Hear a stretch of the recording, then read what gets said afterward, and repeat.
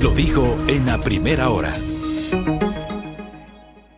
Les decía, y parte del comentario que generamos tenía que ver con esta resolución que aprobó la Asamblea Nacional. La bancada de ADN, a través del asambleísta Ferdinand Álvarez, había planteado un proyecto de resolución. Primero hubo apoyo para incorporarlo dentro del orden del día de la sesión de la semana anterior, se postergó para esta semana, para este martes, y finalmente se aprobó un texto que entiendo no es el que inicialmente se propuso, pero se aprobó ese texto con 121 votos a favor. Ferdinand Álvarez está conectado con nosotros a esta hora vía telemática. Él es asambleísta por la bancada de ADN, asambleísta ya virtualmente reelecto para el próximo periodo. ¿Cómo le va, legislador? Bienvenido, buenos días.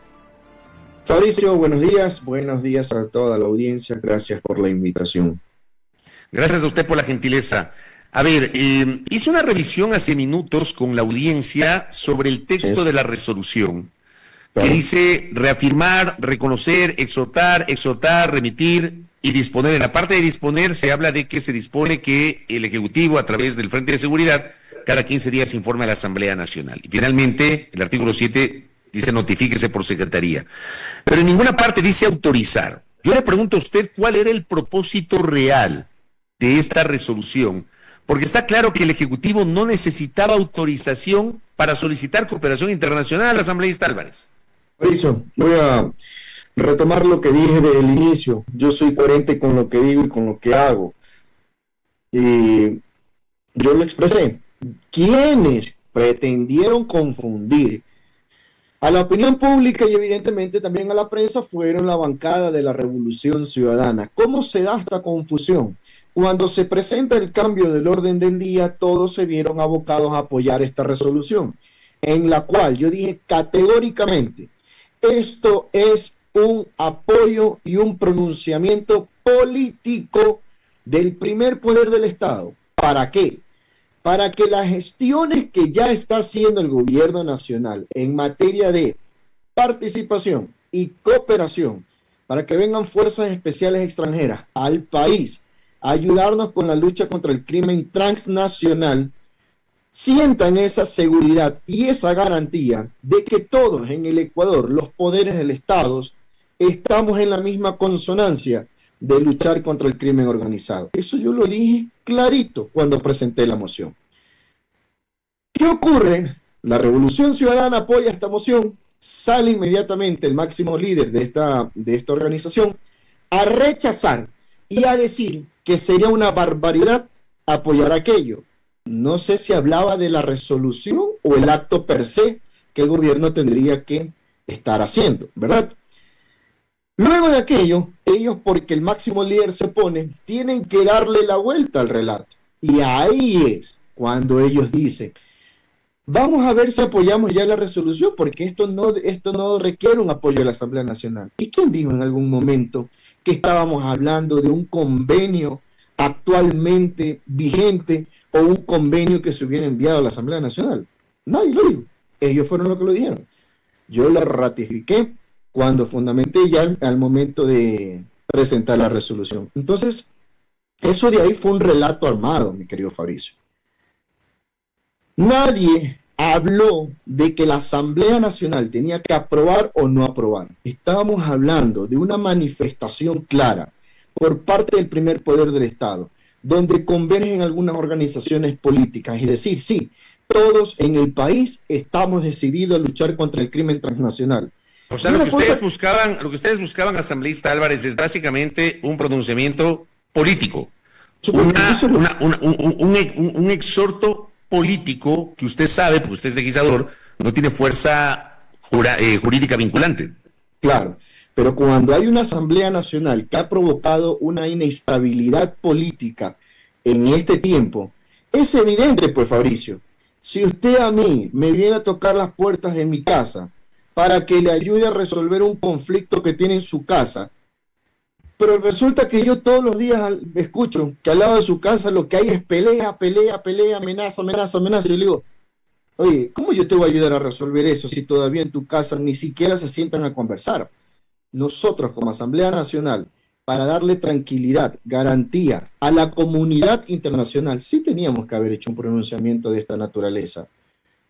Ese era el mensaje. El mensaje no solamente era a la interna del país, el mensaje hacia la externa, hacia la comunidad internacional. Pero ustedes también, asambleísta Álvarez, luego de que presentaron primero lo anunciaron en una rueda de prensa y luego lo tradujeron justamente en esta moción que recibió el respaldo del Pleno de la Asamblea Nacional para incorporar el debate en el orden del día. Ustedes habían planteado de que si no hay un apoyo a esto, se estaría denotando que esos grupos políticos le estarían haciendo el juego al crimen organizado. Pero ¿cómo se puede llegar a esa conclusión si, como usted mismo lo está reconociendo en esta entrevista, el propósito era básicamente un pronunciamiento político que no tiene fuerza jurídica vinculante, Ferdinand? Pero con mucho más razón, pues. Nos da mucho más la razón, de hecho, eso. Porque al momento en que ellos conocían, sabían, y yo fui claro en mi exposición, cuando lo dije categóricamente, esto es un respaldo político, un pronunciamiento no solo al país, sino a la comunidad internacional. Yo no decía que tenía fuerza vinculante. O alguien le ha dicho, o ellos han dicho en algún momento, el sinnúmero de cambios del orden del día que han presentado durante esta época en la Asamblea Nacional tiene fuerza vinculante. No, se lo ha dicho. Yo he sido una de las personas que más ha criticado eso. ¿Por qué hice esto? Porque yo dije, esto sí merece un pronunciamiento del primer poder del Estado, un compromiso nato de todos los partidos políticos. Yo dije, esto no es una cuestión ideológica, esto no depende de un partido político, esto depende de una sola bandera, que es la tricolor, y depende del país. ¿Por qué ellos se vieron abocados a respaldar esto, a pesar de una posición del máximo líder y de organización ideológicamente hablando? ¿Por qué se vieron abocados a apoyar esta resolución? Bueno, porque ya hay en redes, en las calles, el pronunciamiento de la ciudadanía era, alguna vez pues, la Asamblea Nacional que se una en beneficio del país. Por eso se vieron abocados a votar por esta resolución. Fue una votación casi contraria a lo que ellos piensan realmente. Pero yo le pregunto ahí, entendiendo su punto y entendiendo su explicación, yo le pregunto a usted si esta decisión de tratar de instalar en el imaginario esta narrativa de que había que generar este pronunciamiento institucional de la Asamblea Nacional, entendiendo además que el presidente tiene los instrumentos para, sin necesidad de la Asamblea, proceder a solicitar esa cooperación internacional, ¿no terminó teniendo, le pregunto con todo respeto, asambleísta Álvarez, un tufo de oportunismo político aprovechando el contexto de la campaña de la segunda vuelta? No, en lo absoluto. Mire, y algunas personas han dicho aquello, ¿no? Y yo le he dicho una vez más, categóricamente no. Que los tiempos hayan coincidido con esto, lastimosamente sí. Enero y febrero, coincidencias en la vida. Luego de la primera vuelta resulta que tenemos un repunte del crimen organizado. Coincidencias. Y claro, bajo las valoraciones ya de nuestras Fuerzas Armadas, de la policía, donde hay que reconocer, han enfrentado con valentía esta guerra, han ganado varias batallas, pero para seguir ganando batallas no es menos cierto que dada ya la coyuntura, necesitamos el apoyo internacional. Entonces, ese fantasma de que nosotros estábamos buscando aprovechando esto por un tema electoral, yo incluso en mi exposición lo dije, esto no es un tema electoral, esto es un tema de país, que coincida con el tema electoral. Bueno, también tenemos que ver las coincidencias de que enero y febrero, luego de que termine la primera campaña y a vísperas de una segunda vuelta, bueno, tenemos un repunte bastante alto del crimen organizado, que hay que enfrentarlo también con valentía. Ahora, también hay que recordar que desde el año pasado, ya con el presidente Daniel Noboa en el poder, ya se puso en marcha oficialmente un acuerdo de cooperación con los Estados Unidos, que es este estatuto de cooperación que fue inicialmente firmado con el gobierno del presidente Lasso, que establece pues algunas prerrogativas, ¿no? Es el estatuto de las fuerzas y el de operaciones contra actividades marítimas transnacionales ilícitas. En ese estatuto de las fuerzas, por ejemplo, se habla de la presencia de personal estadounidense, de algunos beneficios que van a tener, el control de las actividades marítimas, operaciones, asistencia de intercepción aérea, etcétera. Esto ya se puede utilizar, más allá de este pronunciamiento de la Asamblea, que yo le insisto, es un pronunciamiento político, y usted nos ha dado su punto de vista sobre este tema. Pero este instrumento está allí. está ahí vigente desde el año pasado. ¿Se lo está utilizando o no se lo está utilizando más allá del pronunciamiento de la asambleísta Álvarez? De lo que entiendo, Estados Unidos siempre ha sido un aliado muy importante en la lucha contra el crimen transnacional. Lo que se pretende ahora es abrir el abanico para que otros países, entiendo que al día de hoy existen ya acercamientos con 5 países, entre ellos Corea del Sur, si mal no recuerdo, y otros países para que nos ayuden en esta lucha, ¿no? Ya de ahí el fortalecimiento que debemos hacer como país para esta lucha, porque a ver, la gente dice lo que usted acaba de manifestar, Estados Unidos nos está ayudando, sí, lo reconocemos y agradecemos eternamente, ¿no? A pesar de que a algunos no les gusta la presencia de Estados Unidos en la lucha contra el crimen transnacional. Pero este enemigo al que estamos enfrentando no es un enemigo cualquiera, es un enemigo que se ha transformado en un monstruo muy inmenso, con recursos, organizado, que traspasa fronteras, que tienen nexos con bandas a nivel internacional. Entonces sí, es un momento que otros países nos vengan a colaborar, y para eso precisamente era ese pronunciamiento, para nosotros como Asamblea Nacional dar garantía, dar estabilidad y dar esa sensación de que sí, todos los poderes del Estado están en la misma consonancia. El tema es que ya no hay pretextos, porque el año pasado la Asamblea Nacional aprobó todas las reformas legales derivadas de la consulta popular, y tenemos este pronunciamiento institucional que, insisto, es un pronunciamiento político. Ya la pelota está en la cancha, el presidente Noboa, asambleísta Álvarez, están conscientes de aquello. Ya la Asamblea no tiene nada que hacer en este tema, ya le corresponde al presidente. ¿Qué va a hacer? A ver, siempre la Asamblea Nacional va a tener mucho que hacer, como desde la gobernabilidad, como desde la proposición, ser más propositivo, siempre vamos a algo, siempre hay algo que se pueda hacer como Asamblea Nacional.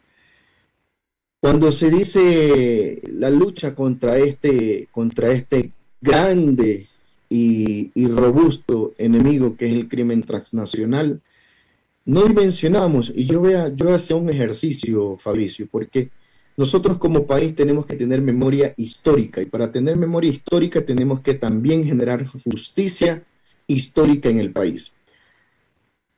Yo actualmente trabajé en un proyecto de ley que va a luchar contra la drogadicción en adolescentes y jóvenes con expertos internacionales, y lo que estoy haciendo ahorita es el levantamiento del impacto económico para presentarlo correctamente con el impacto económico. ¿Qué me encuentro yo en la elaboración de este proyecto, dicho por expertos internacionales que han participado en países como Estados Unidos, otros países de la Comunidad Europea? ¿Qué me encuentro aquí? Que ellos me hacen ver a mí también. Es que la mal llamada tabla de drogas tuvo un impacto también dentro del país durante su vigencia, y post su vigencia ha tenido un impacto. Y esto yo lo ato con lo que en los recorridos la ciudadanía me decía que les había destruido la vida a sus hijos. ¿Qué digo con esto, Fabricio? Como país también tenemos que ver hacia atrás cuáles fueron las causas para que este enemigo del crimen transnacional sea actualmente tan robusto y nos veamos obligados a solicitar apoyo internacional, porque esta guerra sin duda alguna no la vamos a ganar solo, y una guerra que va a tomar también su tiempo para seguir batallando. Entonces yo proponía, y yo decía, bueno, ¿por qué entonces como Asamblea Nacional no creamos, pues no miramos hacia atrás, investigamos, fiscalizamos, y con expertos nacionales e internacionales decimos, bueno, como país fallamos en esto, hacer una culpa, decir fallamos en esto, y estas fueron una de las causas que provocaron que nuestros adolescentes y jóvenes se pierdan y sea blanco fácil para las bandas delincuenciales, y actualmente tengamos un enemigo robusto que, insisto, necesitamos el apoyo internacional para seguirlo enfrentando. Pero esos errores que se cometieron, ¿a quién atribuye usted? No, mire, que esa es la gran diferencia, ¿no? Mire, yo no siembro odio, Fabricio, yo no siembro venganza. Lo que pasa, claro, lo que pasa es que de alguna manera me imagino que usted se refiere al sector político al cual en su momento, o del cual en su momento usted también fue parte, Ferdinand. No, porque acuérdese que luego de aquello vinieron dos gobiernos. Vino el gobierno de Lenín Moreno, vino el gobierno de Guillermo Lasso. Entonces, a ver, nadie, ni ellos creo que lo reconocían, y yo cuando hacía las críticas internas en dicho movimiento, ellos también reconocían que fue un error la creación de la tabla, que fue un error lastimosamente, pero que lo que había que hacer era tan fácil como reformar el COIP y poner lineamientos claros en el COIP. Entonces lo que digo es, un mea culpa como país. Yo no estoy diciendo como movimiento político, como país. Hagamos un mea culpa, digamos, bueno, esto fallamos como país. Ahora, bueno, hay que corregir, hay que hacer las enmiendas necesarias para salir de este hueco. Correcto, dejo ese tema de lado. Durante esta semana ha sido noticia también en la Asamblea Nacional, asambleísta Ferdinand Álvarez, el inicio por parte de la Comisión de Justicia del Parlamento de un proceso de fiscalización sobre este caso denominado Petronovoa. Ayer tuvimos la oportunidad de conversar con el asambleísta Leonardo Berresueta, que es uno de los impulsores del proceso de fiscalización en la Asamblea Nacional. Hoy me gustaría conocer, en cambio, su visión sobre este tema, siendo asambleísta de la bancada de ADN.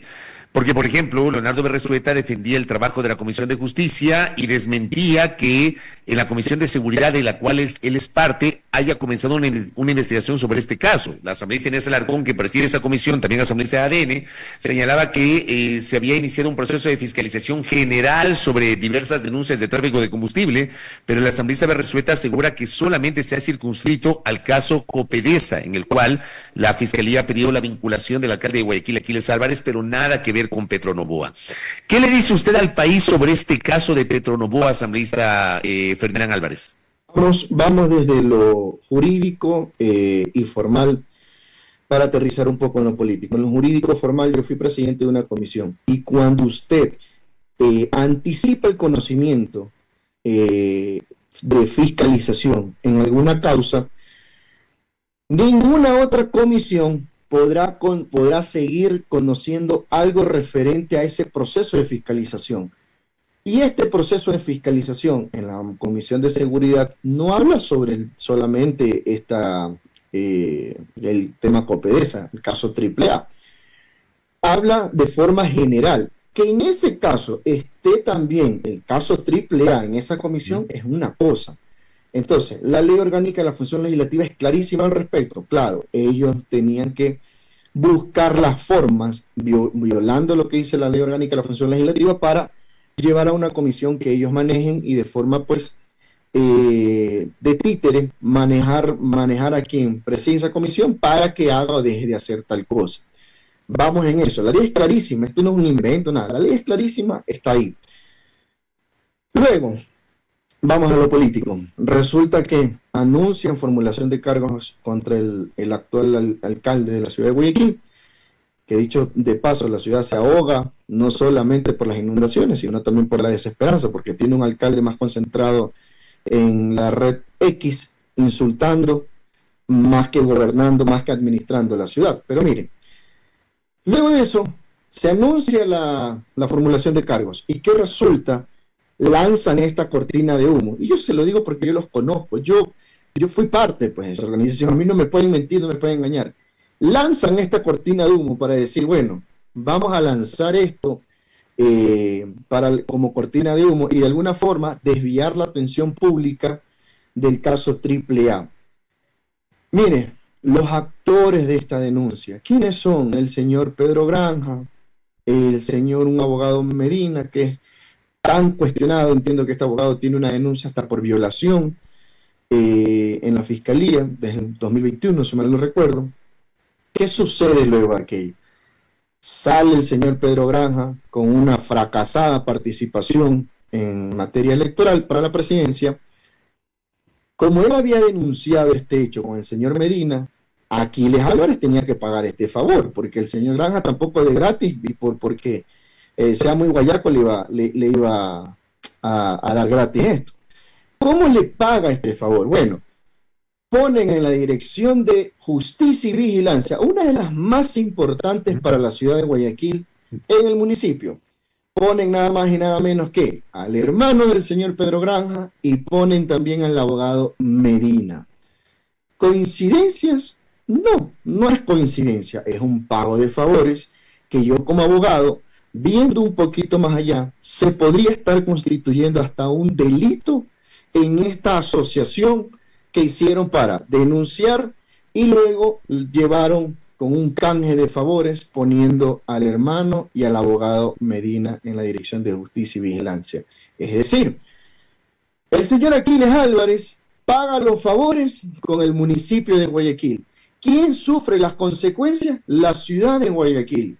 ¿Cómo está siendo administrada el municipio? Bueno, administrando para pagar favores. Entonces, yo de eso, créame, Fabricio, más allá de que la justicia tendrá que investigar todo, absolutamente todo, y tendrá que ser la justicia la que se pronuncie, no me voy a adelantar a aquello, pero lo que le digo es esta línea de tiempo que ya que deja mucho que desear. Ya de ahí para allá la ciudadanía sacará su usted le resta valor a la denuncia de Pedro Granja por este elemento que está señalando de que el hermano del doctor Granja supuestamente se ha vinculado a la Dirección de Justicia y Vigilancia del municipio de Guayaquil. No solo que le resto valor, sino que sentido jurídico y sustento como tal, estoy casi convencido que eso no tiene en lo absoluto. Ya este señor es conocido por pretender ser un denunciólogo. Alguien por ahí vi en X que decía que es abominable ver al señor Pedro Granja quererse convertir en un Fernando Villavicencio, respetando absolutamente la memoria de Fernando Villavicencio, que no le llega pues ni a los tobillos, en verdad. Entonces ya es conocido en Guayaquil, ya es conocido, creo que en una parte del país, por su forma de actuar y su proceder. Así que no solo que le resto denuncia, insisto, es una cortina de humo pagada con un favor a través del municipio de Guayaquil. En la sesión de la Comisión de Justicia, allí, por ejemplo, hubo la intervención del asambleísta Berresueta. Él ha sostenido que la empresa Petronovoa, que es una empresa SAS, fue constituida por Santiago Noboa, hermano del presidente de la República, el 11 de diciembre del 2023, es decir, menos de 2 semanas, sí, 2 semanas en realidad, un poquito más de 2 semanas después de que el presidente Noboa asume el poder el 23 de noviembre del 2023. Dice que para enero del 2024, hace un año, según el asambleísta Berresueta, Petronovoa hizo un aumento de capital de $2,000 mediante la compra de más de $2 millones de la gasolinera Río Verde, ubicada en la vía El Triunfo, Guayaquil. Esta estación distribuye combustible subsidiado para automotores y sin subsidio para el cemento industrial. Aunque Petronovoa fue constituida con el objeto de comercializar combustible al por menor, para febrero del 2024, señala Berresueta, la empresa del hermano del presidente cambió su giro de negocio para también distribuir combustible. Luego, el 12 de marzo del año pasado, dijo el legislador, la comerciadora Servioil presentó una solicitud de operación y registro a la Agencia de Regulación y Control de Hidrocarburos para que la gasolinera Río Verde pueda ser su distribuidora. Dice que esto, que se demora generalmente varios meses, se aprobó en menos de 24 horas. Dice que para a finales del año pasado, Santiago Noboa renunció a la presidencia de Petronovoa y la asumió Rosalía López Sarmiento. Luego, en mayo del 2024, la empresa realizó un nuevo aumento de capital por más de $1 millón. Habla también del tema de la anulación de facturas. ¿A usted no le llama la atención esto, asambleísta Álvarez? Pero es que mire, a quien tiene que... A ver, primero los denunciantes ya presentaron su denuncia en la Fiscalía General del Estado, ¿verdad? Tendrá que ser la Fiscalía la que investigue. Hay gente que tiene 1 millón de razones, pese a haber participado en la última campaña, no haber quedado como asambleísta, pero tienen 1 millón de razones para hacer este tipo de acusaciones que saben que no son más que una cortina de humo.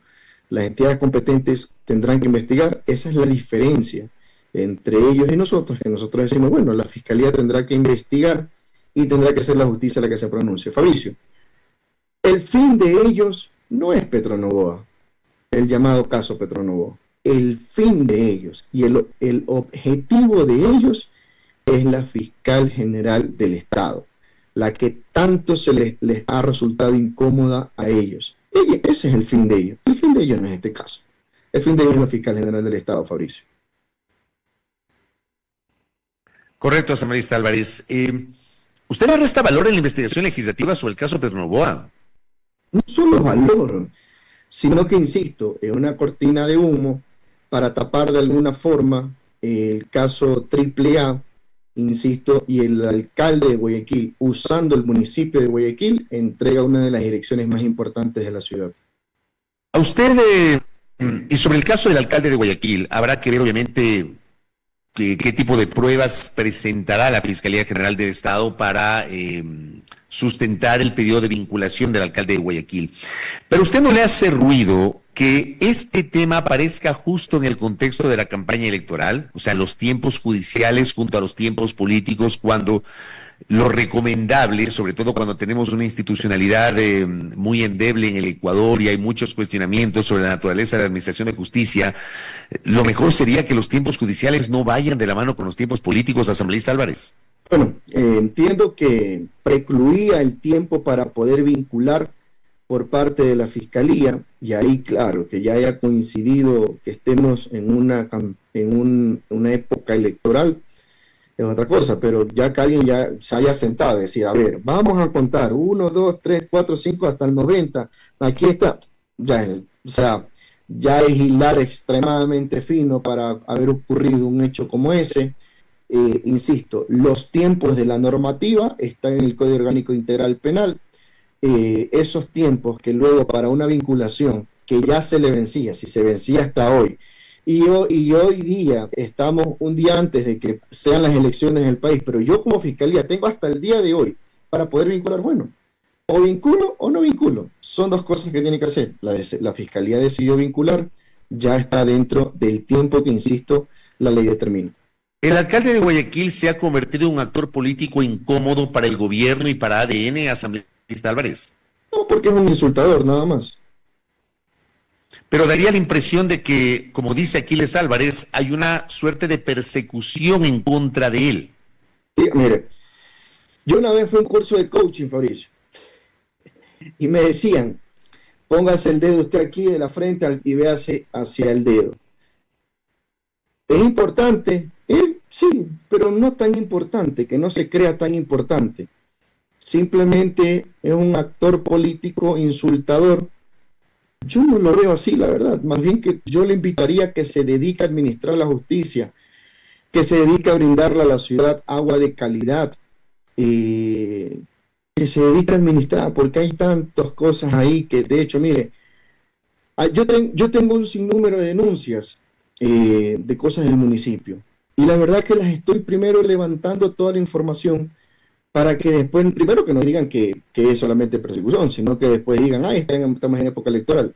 Puede ser que en la siguiente asamblea la saque a relucir, pero son denuncias serias, y como yo también soy una persona seria, me considero un abogado investigador, estoy levantando toda la información, y en el momento ideal las presentaré, pero yo lo invito más bien al alcalde que se dedique y se concentre a administrar la ciudad, que bastante abandonada está.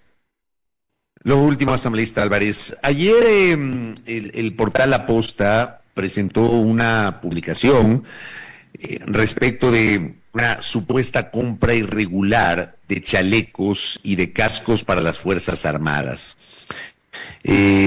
Varios portales digitales también han replicado esta noticia. Cito, por ejemplo, lo que publicó el portal La Defensa, que la compra de cascos y chalecos a la empresa Hide End Defense Solutions por $34.2 millones el 19 de agosto genera preocupación en las filas de las Fuerzas Armadas. ¿Les preocupa a ustedes esta denuncia que ha sido presentada por parte de un portal digital? Fabricio, en lo absoluto, el que nada debe, nada teme. Y como hemos actuado y como se ha actuado con absoluta transparencia y respetando el marco legal y constitucional, que se investigue lo que deba investigarse. Ahorita en la mañana ya salió una cadena por parte del Ministerio de Defensa dando a conocer detalles de esa contratación con videos donde se hacían las pruebas con los señores militares de los chalecos que se habían adquirido. Mire, han pretendido golpear a nuestras Fuerzas Armadas de diferentes formas.